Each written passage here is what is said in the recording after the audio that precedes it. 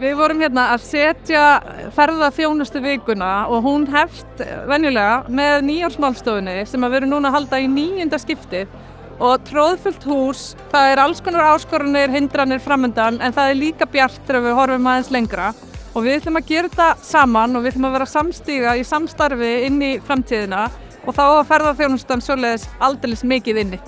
KPMG einn af 3 aðilum sem standa að þessari nýársmálstofu sem fylgt eftir með könnunni sem við gerum meðal allra ferðaþjónustuaðila á landinu. Við höfum aldrei fengið svona góða svörun eins og núna. Okkur reiknast til að rúmlega 15% af öllum fyrirtækjum í ferðaþjónustu á landinu hafi tekið þátt í þessari könnun. Ótrúlega flott mæting, skemmtileg mæting, mikið af svona umræðum hérna í kjölfarið sem gaman að segja frá. Já, þetta búið að vera góður dagur og gaman að starta ferðaþjónustu vikunni eins og við höfum gert undanfarin ár með þessu nýársmálþingi KPMG.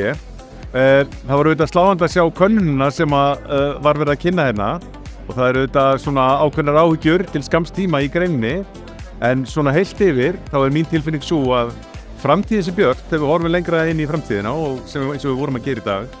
Við vorum að horfa á íslenska ferðaþjónustu til ársins 2040.